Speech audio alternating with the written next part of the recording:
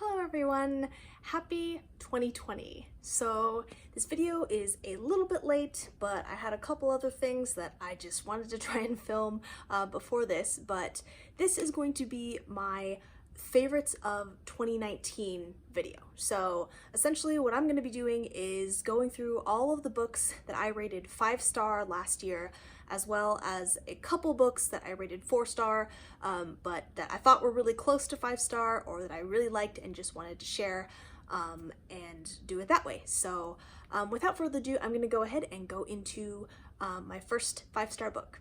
So most of these books are actually going to be books that I haven't reviewed on my BookTube channel because I started my channel a couple months ago or a few months ago. I don't even remember at this point. But I only gave one 5-star rating so far of the books that I've reviewed on my channel. So most of these are going to be stuff that you haven't seen from me before. And I'm just going to start with actually 2 self-help books. If I read other self-help books, I'm probably not going to make a habit of reviewing those on my channel.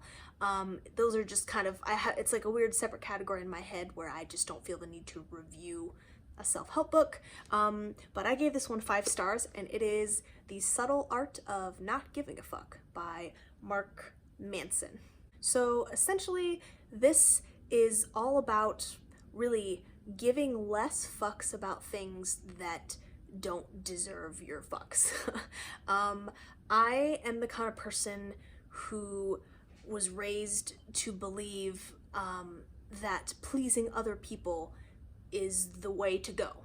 To sacrifice your own happiness in order to make other people happier, more comfortable, and to care about what other people think of you, that kind of thing. And it's something that I'm really trying to break out of. I've gotten a lot better over the last couple years. Well, you can see I'm wearing this amazing Libra shirt that my best friend got me for Christmas. And Libras are all about striving for balance and seeing both sides of an issue, which can sometimes be a problem for me, because I see both sides of an issue, which means that I sometimes have a hard time picking a side, a hard time making choices for myself because I'm so willing to concede to other people and their needs and their thoughts.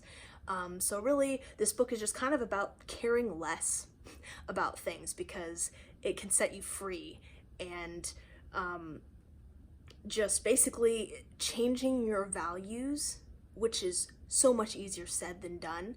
But basically, he says that you should make your values things that you can control. Don't make one of your values being liked by everyone, because that's something that you can't control. You want your values to be something that you can control and measure. So this book is great. The tone was occasionally over the top and trying a little too hard to be witty and edgy. Just some of the language kind of made me roll my eyes, but I still thought that it was funny and good and clever. And another main takeaway that I got out of this is that avoiding conflict is avoiding chances to generate happiness. Happiness isn't something that you reach one day and then you're done. It's a constant cycle of ups and downs, and I hate conflict. Or I used to hate it. Now I'm a lot less scared of it. But I used to hate conflict, be terrified of conflict, burst into tears at any conflict. And this kind of helped put in perspective to me that solving problems is a way to be happy, basically. So I thought that this was great. And yeah, and if it sounds like a message that you might need to hear, then I definitely recommend it. My second book is also a self-help book, and it's called I Hear You by Michael S. Sorensen. Very small, very quick read. So I found this because I found an article of his on his website which linked to this book. So basically, he wanted to share his tips and tricks on communicating better with people and connecting better with the people in your life. That was something Discord going off. So I really wanted to get better at communicating with my partner and other people in my life.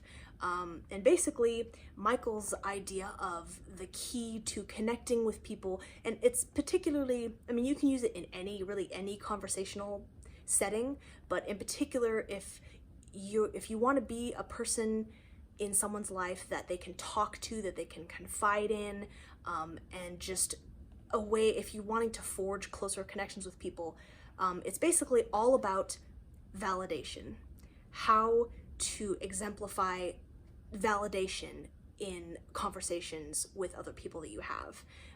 And it sounds like an easy concept, but it's kind of one of those things where if someone's asking for, or if someone's venting to you, you know, one of the key things is to don't immediately jump into advice. Sometimes people aren't actually looking for your opinion, they just need an ear to listen, and they'll ask you for advice if they need it. But, you know, listening is super important. Actually hearing the person is important. And it's basically just learning how to listen in the best way by providing validation, because everyone craves validation, whether or not it's an active thought and you recognize that that's what it is you're looking for. Validation is so important. And honestly, I have put into my life steps that he has outlined, and I truly think that it has helped me be a better partner for my boyfriend and just a better friend. And you know, it's just, I think this has kind of helped change my life. So if that sounds like something that you're struggling with, highly recommend this. It's super short, so I think it's definitely worth reading. All right, so on to novels. So my first novel that I'm giving a 5-star, one of the best books of 2019 that I read, The Wise Man's Fear by Patrick Rothfuss. So I read the first book as well, The Name of the Wind, and it was also amazing. But I ended up rating this one a little bit higher, and I'll explain why in just a second. So basically, in this series, you're following a young man, well, yeah, he's a young man, named Kvothe, who is basically telling the story of his life to a man called the Chronicler. He's posing, in the current day, he's posing as an innkeeper, and this Chronicler discovers who he is and says, I need to know your story, King Killer. He has a lot of nicknames, there's a lot of kind of myth and legend surrounding him, and Kvothe says, okay, but it's gonna take 3 days for me to tell this story. So this is supposed to be a trilogy. The last book is not out yet. It's been a long time. Who knows when it's going to be finished, but basically each book is 1 day of him telling a story. So this is the second day that he's telling the story. So Kvothe is basically this young man, this musician, very talented kid, who his parents were killed by this mysterious peoples called the Chandrian. And basically this second book, I really liked this book a lot. Well, not a lot more, but even more than the first, because he goes off to places besides the university. He goes to the university to kind of learn magic.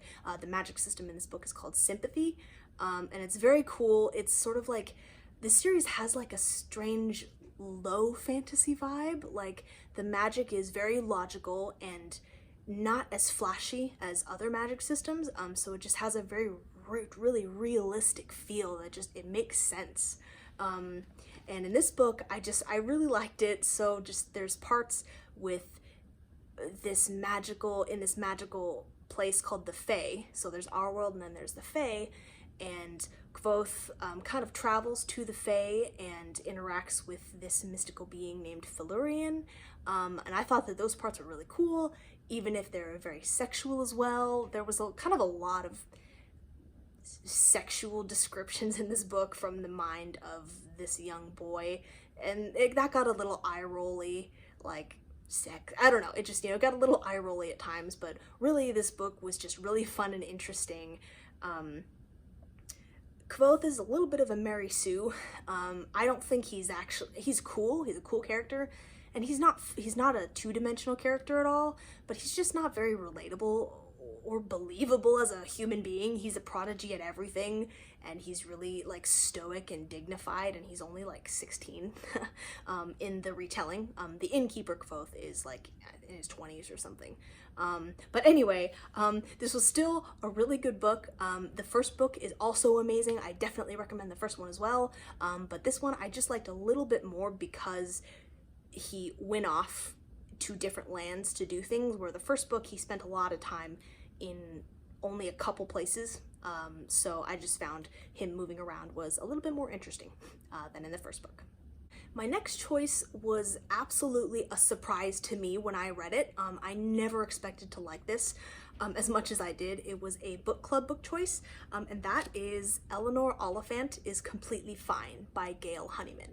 So this one has my full enthusiastic 5 out of 5 stars. I absolutely loved it. So Eleanor is a woman who, she's a young woman. She's like in her late 20s or something like that, early 30s. She's young, but she had a sort of a really troubled past and upbringing that caused her to grow up really disconnected from other people. She doesn't have a filter. She struggles with social skills and being social with other people. And she has a bit of a love affair with vodka. So basically she's just kind of living her life, doing nothing exciting, no big ambitions. And she meets this guy named Raymond, who is the IT guy from her office, who initially she has no interest in befriending. And she also meets this elderly man called Sammy. She's a little bit more involved with Raymond than Sammy, but all three of them kind of develop this rapport, and basically Eleanor ends up finding friendship and learning how to open up to people, how to be happy, how to work at being happy, and working through these issues, these deep-seated issues that she has. And it was just so funny. That's the thing. It was so funny. I think it's first person. Yeah, so it's written in first person perspective from Eleanor's perspective, and she is just she's so awkward, and so her voice is just so funny. So there were times when her responses to things kind of made me roll my eyes. They're very Spock-like. She'll observe other humans as if they were a completely different species, and sometimes I was just kind of like, okay, we get it. You're not like other girls, basically. But it kind of gives, there were moments where it really gives a different perspective of socially awkward people that you meet. It kind of goes through her thought process and, why she might act a certain way. And, I could relate to some of her thoughts and her feelings. I'm kind of an introvert, and, there are things I'm just like, yeah, I relate to that. Like, I feel that. And it was just so funny and heartwarming. I'm not a huge lover of contemporary. I'm branching into it because of the book club that I joined at the beginning of the year of 2019.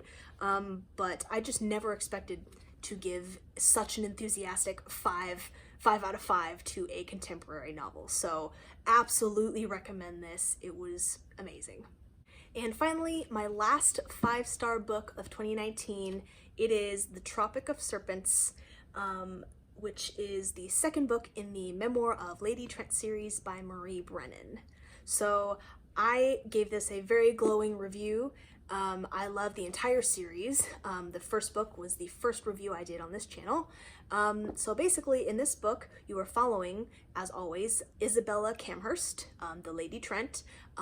She is basically telling, she's an old woman in present day, but she is retelling all of her adventures in dragon exploration and naturalism. So in this book, she leaves behind her very young son to go on an expedition to the continent of Eriga, which is very similar to Africa. She's kind of dealing with the guilt of her husband's death, and the fact that she has a child that she doesn't feel connected to, so she feels guilty about that, and she has complicated feelings towards him, and she's a woman in this scientific field. So it's just, Isabella Camhurst is an amazing character. She's flawed, she's stubborn, and it gets her into trouble. But she's just this powerful scientist feminist character, and she just goes on these adventures. And the way that dragons are portrayed in this series is just unlike anything I've ever seen. Basically, dragons exist, people know about them, and I think they are afraid of them because, they're dangerous, but it's just like any other predator animal. Dragons are just another species of animal in this world. So it's not quite like a super action-packed, you know, fire-breathing dragons and swords and everything fantasy. It has a very, you know, British feel, kind of like, you know, 1800s, 1900s, early 1900s feel to it. And it's just so different and amazing. And I think that the second book, even more than the first, it takes you to a continent like Africa. And I've been to Costa Rica, which has kind of, you know, that hot, humid climate that a lot of this book has, the setting that they're in. But it was just so exciting to see the places that she goes, the people she meets. And this series is really all about people and the way that they live their lives and how that interacts with the dragon species that, you know, live where they live. It was amazing. You know, things go right for Isabella. That's one thing. Even though she makes a lot of really annoying, foolish choices, in the end it does kind of work out for her. But I love this series so much. Absolutely recommend that you read it if you're interested in series about dragons that's presented in a different way than other series might do it. So yeah. So these are all of my 5-star books from 2019. They're all great. I hope that you might have found one or two that interest you. But I am gonna go ahead and give just a couple honorable mentions that I rated 4 stars that I really enjoyed. So one of them is Foundryside by Robert Jackson Bennett. This is the first book in a new series called The Founders series. The second book is coming out this year, hopefully like within the next few months, I think. So basically in Foundryside, you're following a young thief named Sancha Grotto, and she's a thief. She's really good at what she does, and basically she ends up stealing this mysterious artifact that ends up bringing her into this plot that people, whatever she stole, people want it, and these elite merchant houses want her dead because they want this artifact back. So it has a very steampunky feel, and at first, I will admit, if you're a little iffy on it after the first few chapters, keep reading, because I read the first few chapters and I was like, oh gosh, this seems very, very YA, I don't know, in a way that didn't appeal to me, and I was really worried it was going to be very cringy and hand-holdy and kind of childish. But it really came into its own, and the magic system is really interesting. Sancha is a badass heroine who is, you know, dealt with some trauma. She also happens to be a lesbian. There's kind of a bit of the hints of a romance happening. It doesn't really feature heavily at all in this book, but there's kind of the hint of a romance to come with another character that's really cool. There's lots of swearing and actually some pretty graphic descriptions of violence, so that was kind of surprising. And the second half in particular was a page turner, and you know, it asks some interesting philosophical questions, like how the power of perception can trump reality in many circumstances. So it was great, really cool magic system. It's still a new series, so the second book isn't even out yet. And kind of really what drew me to it when I was looking it up on Goodreads was Brandon Sanderson wrote a glowing 5-star review of this series, and I really enjoyed his Mistborn series, and he helped co-write the last few books of The Wheel of Time, which I love, so I trust his judgment. So this was a really great book, so if that sounds interesting to you, please check it out and let me know what you think. And my last recommendation is sort of a series recommendation, but you know, the first book is called Dark Eden by Chris Beckett. So it's a trilogy. The first book is Dark Eden, the second is Mother of Eden, and the third is Daughter of Eden. So I have these three. This third version is different than the first two because I think these are the American versions, the US versions, this is the UK version. I don't think that this company or whatever ever printed the third book, so I cannot find the third book that looks like this, so I had to get the third book in the UK editions. I love the USA editions. I think they're beautiful. So basically, Dark Eden is a sci-fi I think it's like a YA sci-fi. And you're following this group of people on this planet called Eden, like several hundred years in Earth's future. This planet has no sun, gets its light from these lantern flowers that grow around, and basically it's sort of like a thought experiment of what would happen if one man and one woman were stranded on this planet and they tried to survive.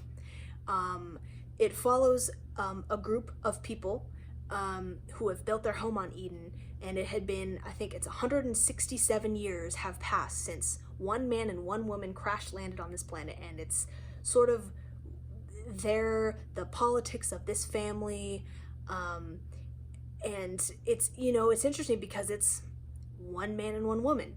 If you're populating a planet with one man and one woman, you're gonna have some incesty things going on, and some interesting developmental things that go on, and it kind of goes into really interesting, just like the way that linguistics would have evolved on a planet like this, and you know, the physical features of people who would have come from inbreeding and all this stuff. It's so interesting. Like, I just couldn't stop talking about it with my boyfriend Tyler, because it was so fascinating, so interesting, and just kind of cringy because of the circumstances. It's really fascinating. So if that sounds interesting to you, please check it out. It's great. I don't think a lot of people have talked about it. It's not a new series, it's been out for a while, but it's great. So Dark Eden, if you read it, please let me know, because it was one of the most standout series that I've read. It has stuck with me since I finished reading it, and I think it always will stick with me because the premise is so interesting and unique. Alright, so there you have it, everyone. Those are my top books of 2019, as well as a couple honorable mention runner-up choices. I hope you enjoyed this video. I hope that you found a book or a series that sounds interesting to you. Let me know if you decide to put any on your TBR, if you've read any of them, your thoughts on them. It's been a year. 2019 has been a year. My booktube channel is young, but really January of this year was when I really started reading in earnest and started using Goodreads, joined a local book club, and just really have reignited my passion for reading. So thank you guys so much. Those of you that have joined me at the start of my journey, thank you for watching. If this is in the future and you're deciding to go back and watch some content, thank you. And I hope that everyone has a great 2020. I hope it's full of great books, great times, and just fortune and good luck for all. So thank you guys so much for watching, and I will see you in my next video. Bye!